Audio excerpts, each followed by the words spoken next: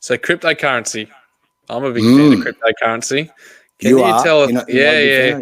Oh, No, I'm a big fan of crypto. I've got a with a mustache like that, man. Little bit of money into it. Yeah, you probably. I mean, there's 9,000 cryptos, so you probably.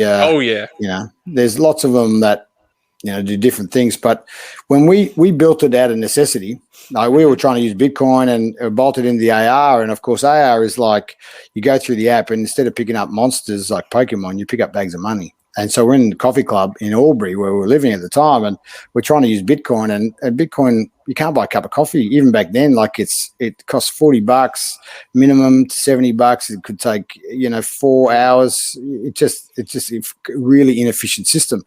And so we had a worldwide patented product called Split Lock, which is amazing. You can take a photo, electronically shred it, put it in the packets in 6 different servers in the world. You can never find it. Like it's unhackable. So we re-engineered that, and a blockchain and smart contracts. Like the blocks are built, it's pretty simple. I send you, Steve, 1 Bitcoin, costs 70,000. I think they were just before 72,000. Yep. That goes to the exchange, gets mined, takes about $15,000 to do that mining, data mining, and then eventually it goes to you. And of course, I pay for that. And at the end, you get, I don't know, a coin worth 15,000 less because he's mined it. And then that particular transaction goes on everyone's computer that's got Bitcoin. So that's the ledger. The ledger becomes the block. So those blocks build and build and build. So they become like they slow down computing power and all this kind of shit. So very inefficient. And so what we invented was a coin that could go from my wallet through a server and straight to you with the cost of a text message, the speed of a text message. And then the other thing too, in 500 years, you could still come back and still buy a cup of coffee because the coin, even though there's 100 million coins, which is 5 times more Bitcoins, which is the 21 million, even though 3 million are lost and fucking thrown away and all that kind of shit, it could still fraction down to infinite number of zeros. So you're always going to be able to buy from a cup of coffee to a 5-cent lolly up to a house. You could buy all that. And Bitcoin now, unfortunately, it's not groundbreaking. Scalable.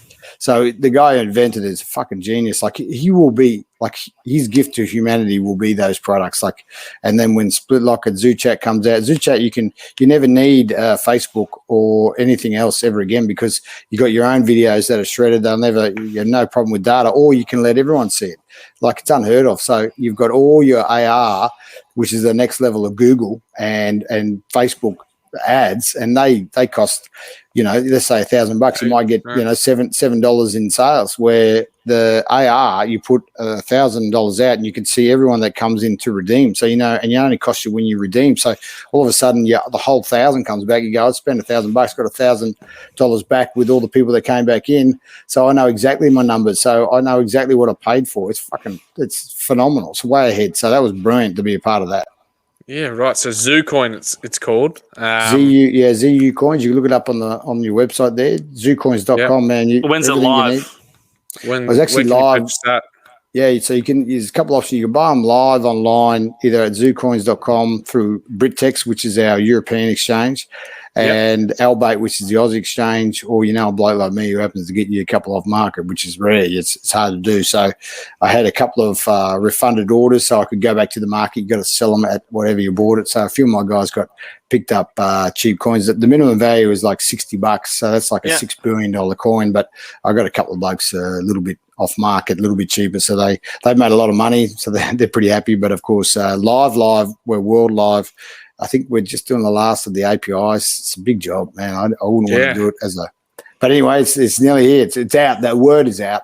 But when you got like a Model T Ford, which is like the very first blockchain technology, that was 2009, January 3rd. Now you've got 12 years later, you've got a split chain, which of course is decades ahead. And you've got a Bugatti Veyron. You mentioned how excited and how everyone said, mate, you can't build a Bugatti Veyron. You can't build 1,000 horsepower.